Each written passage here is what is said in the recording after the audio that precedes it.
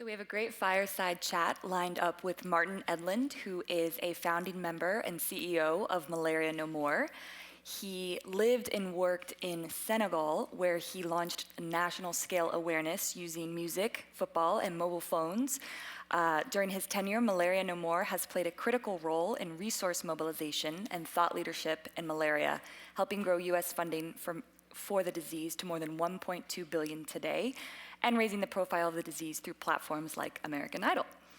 Prior to joining Malaria No More, Martin was a journalist for the Wall Street Journal, the New York Times, the New Republic, and Slate. And this past December 2013, he was very happy to realize that there'd been a 54% drop in child malaria throughout Africa. So please welcome Martin Edlund, CEO. Hello. Yes. And I didn't bring a fireside with me, but they sent me this. That's okay. We've got a nice backdrop here. This is great. Does it have a clicker? Perhaps. I'll be right back. Perhaps. Just a moment. Ladies and gentlemen, Martin Edlund. Fantastic. Welcome. Thank you. First things first, I heard you mention in conversation yesterday that malaria is not, your fight. It's not your particular battle. But what drives the passion for this cause? Sure. How did you get to be where you are right now? Yeah. So great question. So Malaria No More is just quick background, is an organization that was founded 7 years ago. We launched at the White House Summit on Malaria. And I love doing things like this and trying to explain Malaria No More because it's instantly redundant, right? Once you've said the name Malaria No More, it basically says it all. Sure. So we're here to get rid of kids dying from mosquito bites.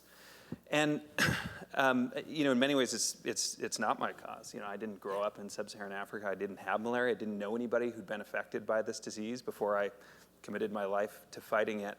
I guess for me, my first job was in a comic book shop. When I was 7 or 8 years old, I worked for 25 cents a day and the comic book of my choice from the slush pile. And so it didn't make me wealthy. In fact, they ultimately had to let me go because it violated child labor laws for me to work like that. But what it did was gave me a lot of time reading about superheroes. And so I was sort of steeped in trying to do good. And I've always had a really simplistic, probably formulated as an 8-year-old in the comic book shop, standard for myself. How do I do as much good in the world as I can with my time, talent, and skills? And I think in malaria, I've found what may be the ultimate opportunity to do that. Yeah. So I now have the clicker, and fantastic. I can show beautiful sunset and my daughter. These may not be in the right order. There we go. So this compliment of our friend Bill Gates, who recently did something very cool on social media that he called Mosquito Week. It was inspired by Shark Week on the Discovery Channel. Any Shark Week fans out there? For those who haven't seen it, Shark Week is basically an entire week dedicated to freaking yourself out about sharks, right? You see sharks of all shapes and sizes just devouring things. And as Jaws did, it freaks us out that sharks may get us. So Bill Gates set out to explode that perception. And so what you're seeing here is a chart of the world's deadliest animals. And if you start on the left side, you see the great white shark, which kills only 10 people every year. You work your way up the list through crocodiles and wolves and lions and snakes. Even snakes kill 50,000 people a year. And at the top of that list, occupying a huge portion of this chart, is mosquitoes. Mosquitoes are the #1 killer of people on the planet, claiming 725,000 lives a year. They kill even more people than people do. So you see the black bar there, green, is human beings. Only about 425,000 people killed by people each year, so dwarfed by mosquitoes. And so it started for me in some ways as a kind of an academic, sort of thing to do. How can I save the most lives and contribute the most to people's livelihoods around the world? But it's become a really personal issue. So this is the picture that hangs above my desk. This is a picture of a father and a child who came into a clinic when I was in Nigeria. And the reality of this disease is it's a parent's worst nightmare. Kids wake up in the middle of the night, they've spiked 106-degree fever, and they may die within 24 hours if they don't arrive at a clinic and get, see if I have it handy, get this, $1 worth of life-saving malaria treatment. And the reality is, if they get this, 3 days later, they're fine, they're out playing soccer with their friends, and if they don't, they're never gonna leave the clinic. And so I've seen parents praying over kids across Africa who were never gonna leave those clinics. And back to my daughter, who's in here somewhere, they moved her. Well, you guys saw her. She's very, very cute. So She's adorable. How did that happen? My wife and I moved to Senegal for Malaria No More, and it was 3 months after we were married, and sleeping in close quarters under mosquito nets, we found ourselves pregnant very, very quickly. So word to the wise, mosquito nets are very effective at preventing biting and malaria, not so effective as a contraceptive. But since I've been a father, I put my kids to bed each night, and the thought that their lives could be taken, as a child's is every minute, by a mosquito bite is absurd and infuriating, and it's why I've committed myself to this cause. The good news is, Hey, look who showed up. hey, there's Nell, my 7-month-old daughter. Aww. Someone said, I rode over with another speaker on the way over, and I showed him this picture on Instagram, and they said, my ovaries just swooned. She's cute. So the good news is, I now have to find a squash mosquito on here. The good news is we are winning this fight. As you mentioned, last year in December, we announced with Secretary Kerry, the US government, the WHO, a 54% decline in the rate of child malaria deaths in Africa. But the thing about this disease is you can't stop halfway. We didn't call this organization Malaria a little less. We called it Malaria No More, and that means we've got to get this done.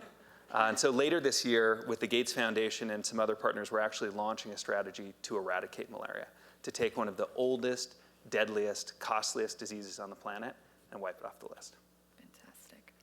That's such a photo. It's great. Go back to your daughter. Yeah, exactly. So, what advice do you have for young people who are passionate about a cause, who found themselves in a similar situation as you did, and we're living in Brooklyn or in college and are like, I need to be committed to this. I need to do something. Maybe it's not my fight, but I want to be involved. Yeah. What are the key things to think about as they set out on their journey? Yeah. So I love this question. I get this question a lot, as many of you probably do who are in the kind of pro-social space. And the reality is I have no good answer.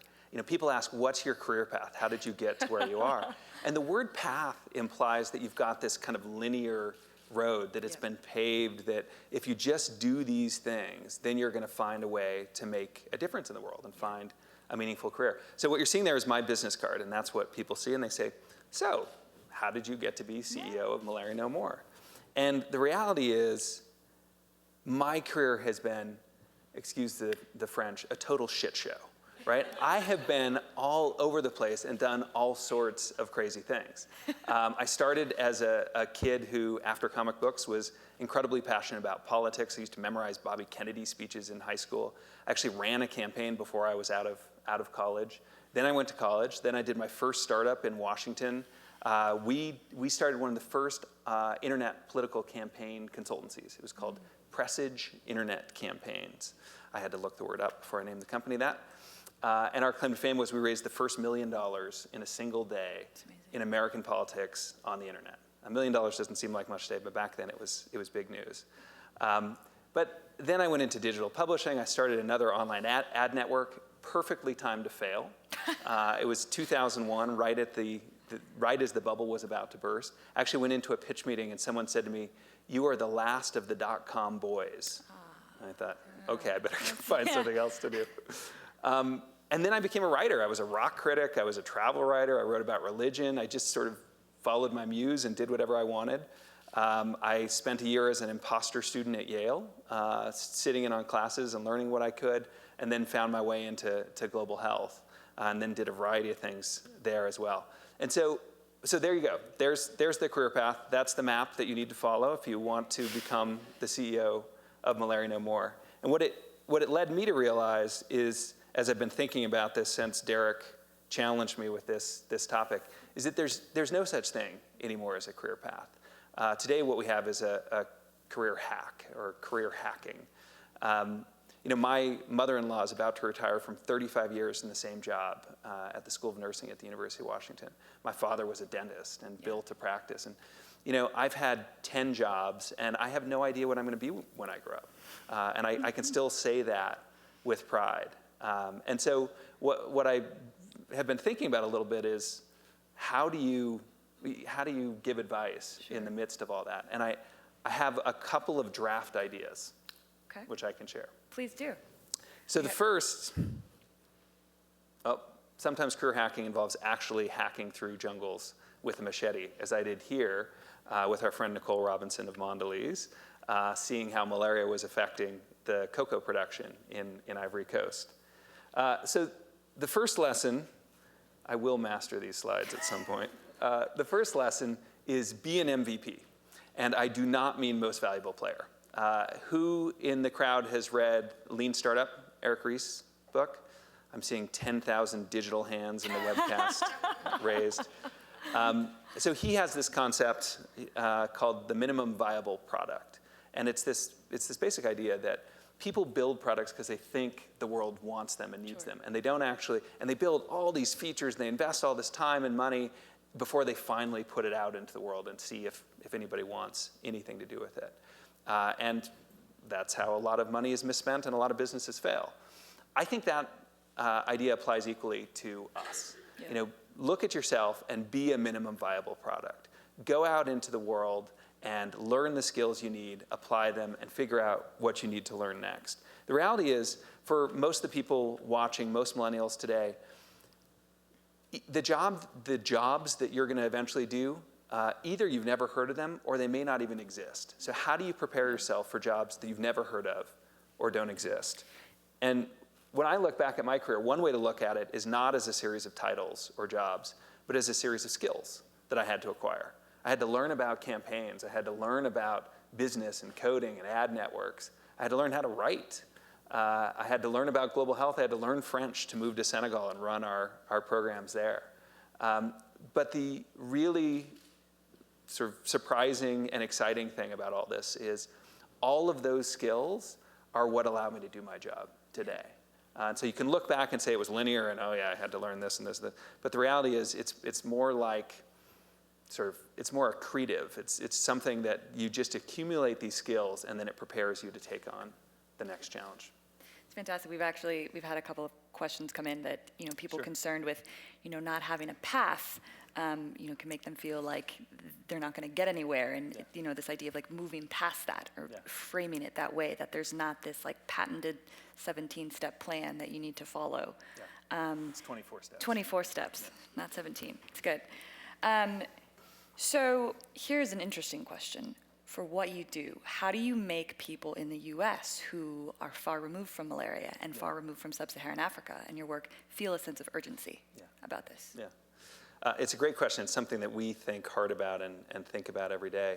The reality is we had malaria. It was terrible in the United States, from the founding of the country and well before until 1951 when we finally eradicated this disease. And so you can remind people, and that gives them a sense of solvability. And I don't think you can emphasize enough solvability. There's so few problems that we can actually solve in the world. There are actually a lot that we can, but so few that we have. And I think that's what makes this stand out. If you care about kids, this is one of the fastest, most direct ways to impact kids' lives in the world today. If you care about economic productivity and growth in developing markets, Accenture just did a study that by continuing to invest in malaria control, the developing world will gain $208.6 billion in the next 15 years from fighting malaria. That's after you sort of account for all the costs. That's the profit on fighting malaria. If you care about things like stability in the world, we read so much about what's happening in Kenya and Nigeria.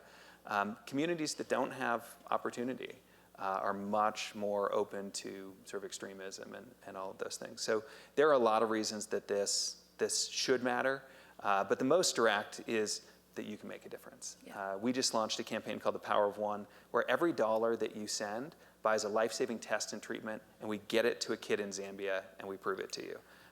I was going to say, so besides offering medicine, do you have on-the-ground education programs for those who are at risk? Yeah. We do. So there was some talk yesterday here at MCON about social entrepreneurship versus government. And the reality of in my experience, is it's not either or. It's really both and. Yeah. Only a hybrid solution is going to work against a scaled problem like malaria. And it's governments that provide most of the $3.5 billion a year that we need to be spending on the malaria fight. But it's social entrepreneurship that makes that work better and more effectively. So one of the things we've done is partnered with our phrase is the best local marketers in Africa. Our board member, Youssou N'Dour, who's a music god in West Africa, and if you haven't heard his music, go to Spotify or RDO and listen to it right after I'm done speaking. And he came to us and he said, you know, I've been around the world, I've helped to mobilize funding, I want to leave a legacy in my home community. And what convinced us was when he said, if I can get every person in every remote rural community in Senegal to know every word to every one of my songs, you bet I can teach them about malaria. We said sold, I packed up and moved to Senegal, and that's really become the blueprint for what we do. It's like, you know, do what you can from where you are in the US, but then also tap into the talent, the ideas, the local commitment that you find in a fight like malaria in a place like Africa. Fantastic. Final question. What has been the most valuable experience that you've had with the organization so far? Most valuable experience for me is to really see that you can solve big intractable problems. The reality is that with a problem like malaria, the world had basically given up on it when we started 8 years ago. And I think it's a generational thing. We talk about Gen X and Gen Y. I am lobbying to call this Generation Why Not? Because it's the generation that's finally standing up and saying, why can't we figure this out? With all of the technology, everything that we have at our disposal, why can't we solve these problems? And we're doing it with malaria. We hope it can be a case study for doing it in other places. Fantastic. Thank you so much. Great. Thank you, guys.